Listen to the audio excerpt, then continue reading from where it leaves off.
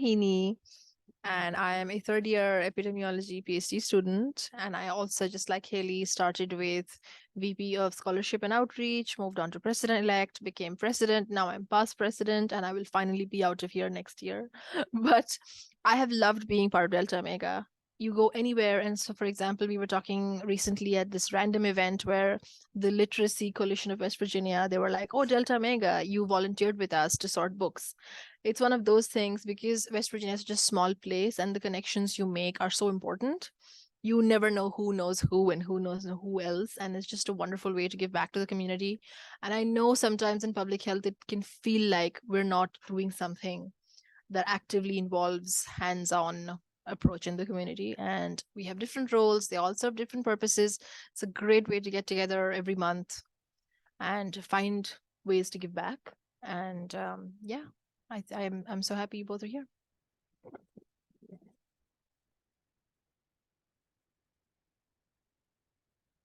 Hi, everyone. I'm Dr. Clayton. I am the faculty advisor for Delta Omega, and I've been involved since 2016, which is terrifying to think about. So I started as treasurer, and then I was vice president, I think, and then I was president. And we didn't have past president at that point. And then I became faculty advisor in 2018, and I've been here since. I love Delta Omega. I had no idea what it was when I joined, but it has become like a really good community of students, and we get to do so many fun things. Our community services just sort of burgeoned over the years.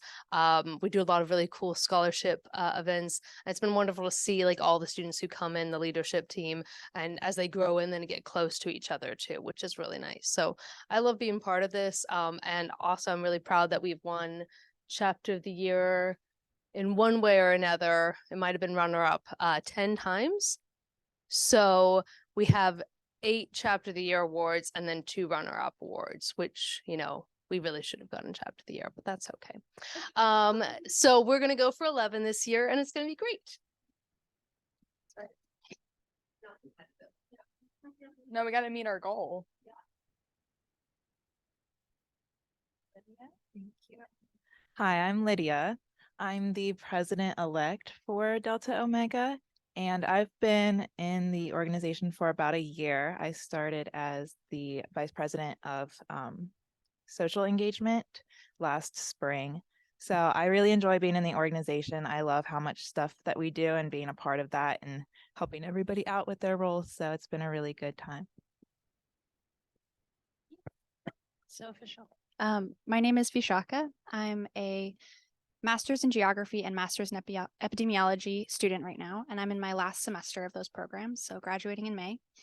I served Delta Omega as the historian, and I moved into that role in 2020 and have stayed there. So it was like a very, it was very good because I've had a very busy set of degrees, and so the historian role was really keeping the documentation in order, and it allowed me to engage professionally and personally with a bunch of graduate students and undergraduate students in public health. And I'm sure everybody will communicate this, but like such an important part of student success is connectivity to your program.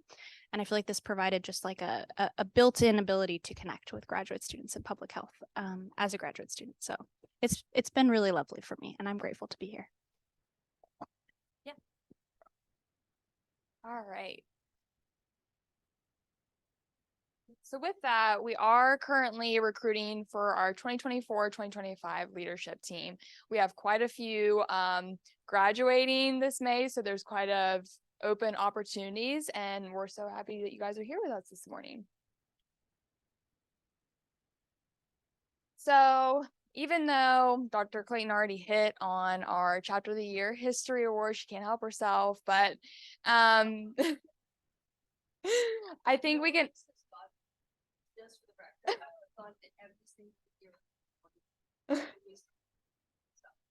Right. So you can see that we've been successful over the years, and we always strive to meet or exceed those expectations. We hold multiple scholarship, outreach, and volunteer events throughout the academic year. I want to say in the fall semester alone, just this past year, I think we awarded, was it like 300 community service hours? We do virtual volunteer events, we hold in-person volunteer events. And with the scholarship and outreach, we do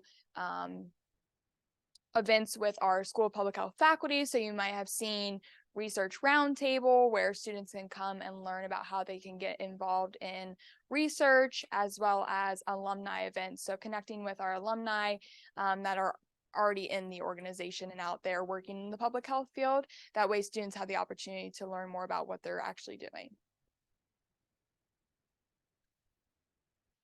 So here we'll just go over our open positions. Like I mentioned, we're having quite a bit of turnover, so there's a lot of opportunities ahead for the year. So I'll quickly hit on the president-elect, since I was in this position just last year. So they succeed to the office of the president and really support the president as well as the past president in that role. They help develop meeting agendas within our monthly. We do have leadership monthly meetings occurring once a month. And then they support all leadership positions. So we are a team that leans on one another if we need support. So if somebody is, can't commit the time to maybe, helping out, then that's when the president-elect, and the past president step in to help the leadership team and support them in whatever they need. They also collaborate on the chapter of the year development, which Vishaka will get into a little bit, but just helping create that which we submit to get chapter of the year award.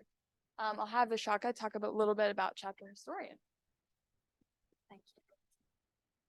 So the historian position will be open, and really this position, I see it as like you're very finely attuned to the flow of the organization. Like it requires not as much as some of the other positions, but it does require a constant ability to know what events are happening, what collaborations are going on. Usually it's good if you're able to attend a lot of events, although we do support one another when, like, if someone's not able to make it, usually that other people take photos or maintain those historical records, like through photography if you can't make it. But you do have to kind of just, attend a lot of the events, track the events in different documents to make sure that we have them organized by the kind of events that they are. When we submit the chapter of the year application, I think it's like in the early fall, usually when we submit it, we organize it by different types. We submit photos. We basically try to include any data about our activities that we can. So in any way that data can be captured more richly, that's always a strong element of the historian position. Yeah, it's not a lot, and I'm super happy to also help anybody into that process and to show them what's worked for me and what tips and tricks I might have. So yeah, I encourage everybody to go for that. In addition, we do a fall and spring newsletter that Vishaka has done so greatly on just capturing everything throughout the semester. And we post that on our social media and really get the news out there about what we have done in the semesters. Brandon, do you want to talk about your role a little bit? I'm throwing you in, but if you just want to introduce yourself and then just go over community service. Okay. So good morning. I'm Brandon Gregory. I am the Vice President for Community Service. Community service really played a big part of my upbringing. I was taught to give back from a young age, and it's something I really have enjoyed doing throughout my early adult life.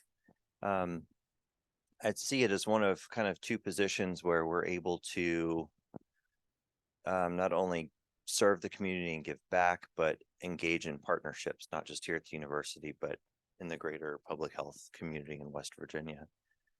So that's kind of the approach I've taken in organizing our community service projects.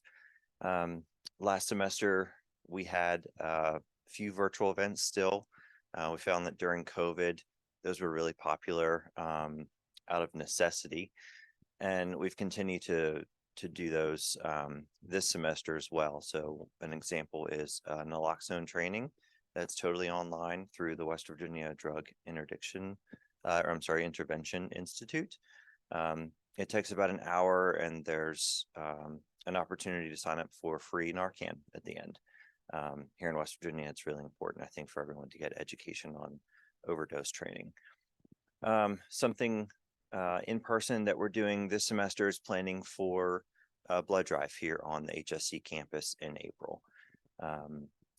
Our goal, I think, is 25, and there are about 43, 42 appointment slots remaining. That can be reserved on the Red Cross website. There's also a link to it from iServe, and anyone who signs up to donate can be awarded 2 service hours. So the role is really just organizing these type of events, not just for the officers to give back and get community service, but for the greater WVU community to give back. We try to coordinate, as I mentioned, with other organizations on campus. So we've worked with SAF and HASA, for example. The Red Cross Club is another one. And really just finding ways to promote public health. That's kind of the overarching theme.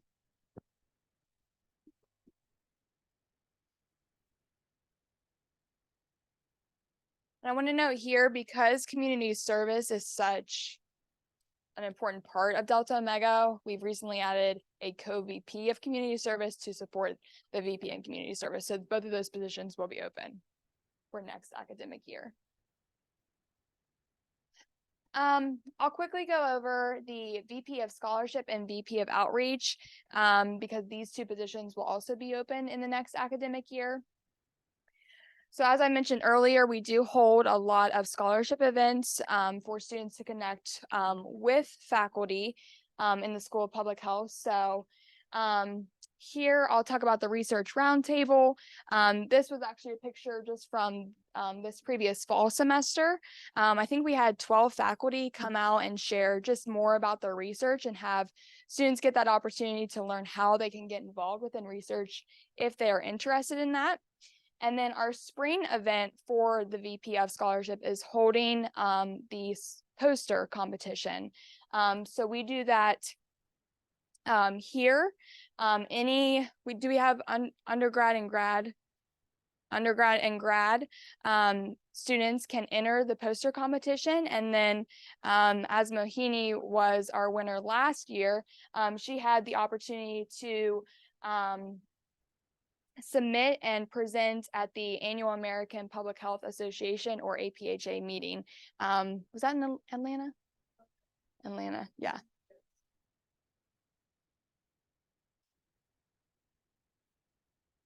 Present as a separate section. So all the Delta Omega winners from the entire country have a separate section at APHA for poster winners. We have a really nice reception, and it really makes you feel like you're part of something. And you see all these other people from the rest of the country in public health, and to be able to be supported and funded at a time when the university may not have had the funds meant a lot to me, and I am really grateful to Delta Omega for that. Thank you. In addition to that, we do, before we actually have the competition, we do organize a poster workshop that is hosted by our faculty advisor, Dr. Clayton. And that just gives an opportunity for students to attend to learn how they can structure academic posters if they want to enter a competition, or just to learn, for their capstone experience or internship experience outside of a poster competition. Moving on to VP of Outreach, like I mentioned previously, this outreach is crucial to connecting with our alumni network. So learning what the alumni is doing out in the field currently, and how students can maybe get opportunities for internships or just networking within that alumni space. We did actually have Diana, who's our VP of Outreach, hosted a alumni roundtable where we had, I want to say, 5 or 6 alumni attend and just share more about their career and how students can ultimately get involved within their organization, if that is a possibility. And throughout that year, they do try to continue to connect with alumni via email. I know Diana is currently connecting them to host the alumni event. Is that next month? Next month. And that'll be an in-person event where, you know, we can see people face to face and really just get connected with them and that alumni network further. I think this is our last open position for next academic year, and that is VP of Communication. So this was actually the role that I began with coming into Delta Omega. So as you can see, we have a couple of examples of flyers that are created by our VP of Communication, who is Addie Hill. So essentially, when we have these community service events, when we have outreach or scholarship events, the VP of Communications is responsible for creating flyers that will be posted on our social media accounts. So we do currently use Facebook and Instagram to kind of pull in students and alumni to make them aware about what's going on, what's Delta Omega doing. Additionally, they collaborate with the School of Public Health Communications individual. I think we should each get a bi-weekly School of Public Health happenings email, and we try to include, Delta Omega tries to include our events in there. So another way of communication to get awareness about what Delta Omega is doing. Additionally, one thing to note here is that I used Canva as well as Addie's using Canva. I don't know if you guys have heard of Canva before, but it's a great platform to use to create these flyers and get them distributed appropriately. Exactly. Yeah. So we just want to note that leadership applications will become open probably at the beginning of next month. So keep an eye out for that. The application requires, is it a 500-word essay? Just a very short application. Yes.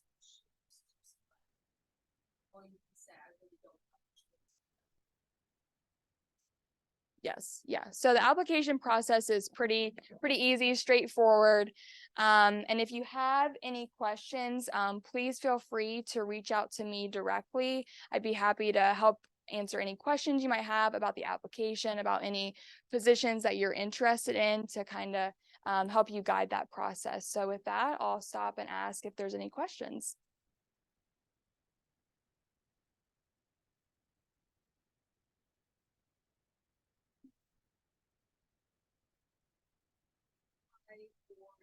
List the positions so maybe communications, service, and then you can only be in one position, but we'll decide based on, you know, the group of people and the other people just choose one position, which one fits best. Yeah.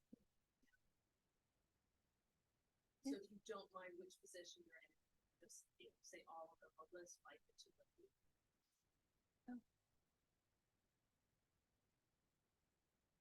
And then just want to hit on, we do meet monthly as a leadership team. We try to meet in person. It's just nice to see people face to face, but we do still have a Zoom option in case if people aren't able to attend in person. So just a great way to connect with other students in the school, you know, because we do typically range from undergrad all the way to PhD students. So yeah.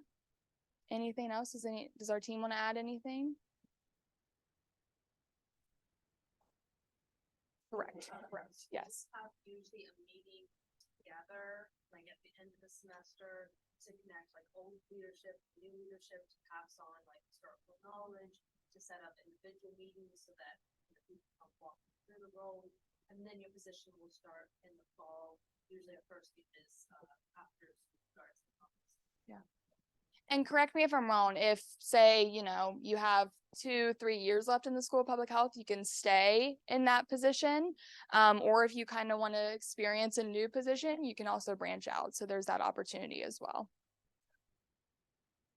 And even if you're just in like your last year, like we still are happy to have you involved. We've had people involved. Oh yeah.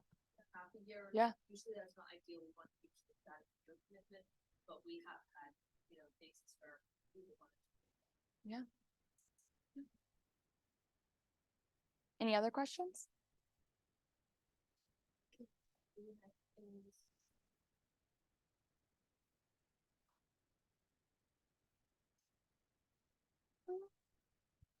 So we can guarantee like 1 hour a month leadership. And then by role, it might be different. Community service is a more ongoing type of role because there are several throughout the semester. Scholarship and outreach have one event on average per semester. So it might be busier right up towards that. But then less social engagement also not We are not. but most of them like have one within first semester too, so it's just kind of be a role, and then communication with also ongoing role because we're again with Canva it takes me Yeah. together. If we're not posting something every day. Right, right. Yeah, I would say.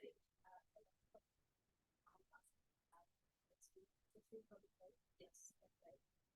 Which changes the next week that gets to the Yeah. It's Yeah, I highly enjoyed the VP of communication role. It was kind of fun to put together flyers and then just post out and I'd say on average it's about 2 to 3 hours, maybe 5 max per month. yeah. Yeah, I would.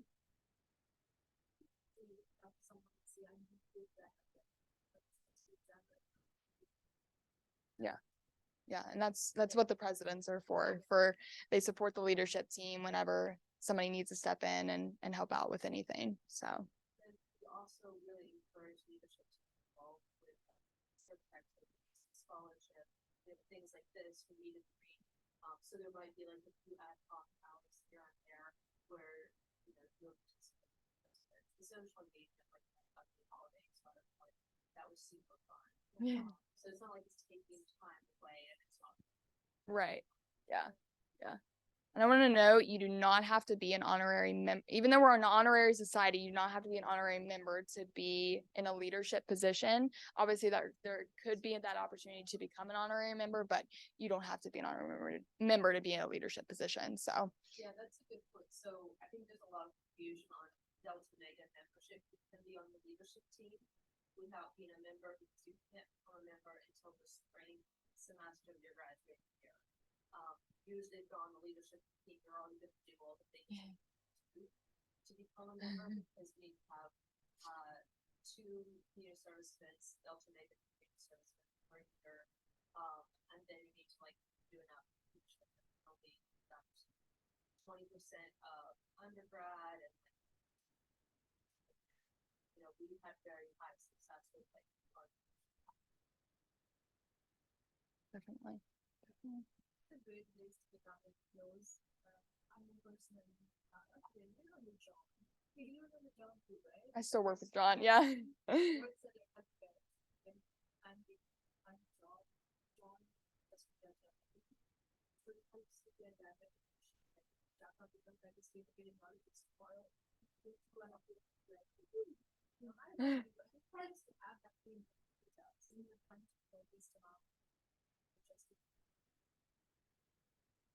Yeah. It's a national organization, so there's a lot of national recognition, and especially since our chapter is so excellent.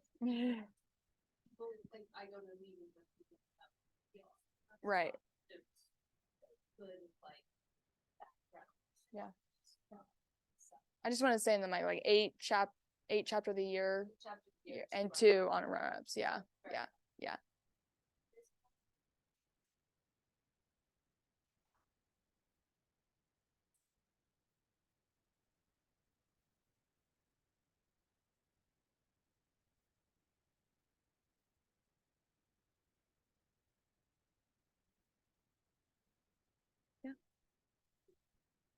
I think that their scholarship events are very good.